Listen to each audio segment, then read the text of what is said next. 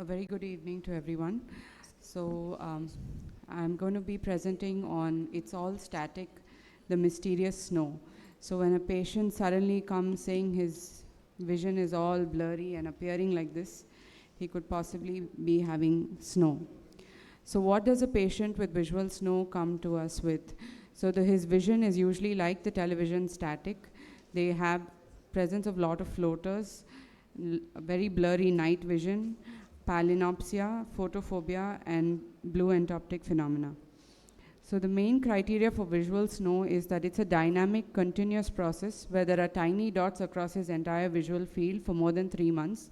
Additional visual symptoms being palinopsia, enhanced entoptic phenomenon, photophobia, and impaired night vision. Symptoms that are not consistent with migraine and symptoms that cannot be accounted by any other disorder. They also have certain non-visual symptoms like tinnitus, paresthesias, migraines, loss of balance, tremors, depression, depersonalization, and brain fog. So what we did in our study, it was a retrospective observational study that was done between the period of 2022 and 2023, where we saw 6 patients with visual snow, and we analyzed the visual and the non-visual symptoms. We did a detailed neuro-ophthalmic examination with neuroimaging. We also did ancillary tests like looking for their accommodation, convergence. We identified some triggers. We also ruled out if there were any higher order abrasions in the cornea, electrophysiology if it was necessary, and we run through some basic blood tests. So coming to the results, we saw a series of 6 patients, of which we had an equal population of male and female patients. Most of them had visual snow symptoms for more than 3 months, the longest period being around 48 months. And all the patients had either migraine, primarily migraine, or just aura symptoms.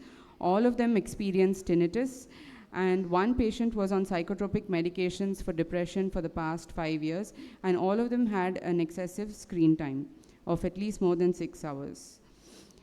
There were a couple of patients had other systemic associations like idiopathic intracranial hypertension, autoimmune conditions like Sjogren's and irritable bowel syndrome. But essentially, the entire neuro-ophthalmic examination was normal in all these individuals, which included visual acuity, color vision, visual field testing, and an OCT of the RNFL and the GCIPL. Only one of the patients who had early IIH had the symptoms of disc edema. We also assessed their binocular single vision parameters, of which 3 patients had either accommodative or convergence insufficiencies, of which 1 patient, it was very severe. And neuroimaging was essentially normal in all the patients except 1 patient who had an incidental pineal gland cyst. We also did a corneal eye trace to make sure there were no other higher order aberrations. We had to go to the extent of doing a VEP and an ERG in 1 patient by a neurologist also, all of these patients, because they were referred to the neurologist for migraine treatment. And if he did feel there was, we did do the EEG on 1 patient, but it was normal. You said your 2 patients, they were acephalgic migraine, because they had the aura, but they didn't have a following headache. Yes. But acephalgic migraine is usually seen after 40 years of age. Ma'am, nowadays patients do have early onset migraines. Okay. I think if you have done the functional MRI and SPECT PET CT, that would be more informative, or the bold type of study where you can see the perfusion of the, while these attacks are there, yes, the perfusion studies. The functional MRI would have been more useful. But which area of the brain is more excitable, or which is more hypermetabolic during that stage of, when the patient is experiencing snow, that would have given more information. Yeah, it is a recently diagnosed, it's a recently known condition, and this visual snow bite doesn't cause decrease in the vision. But these patients, they maintain a good visual acuity.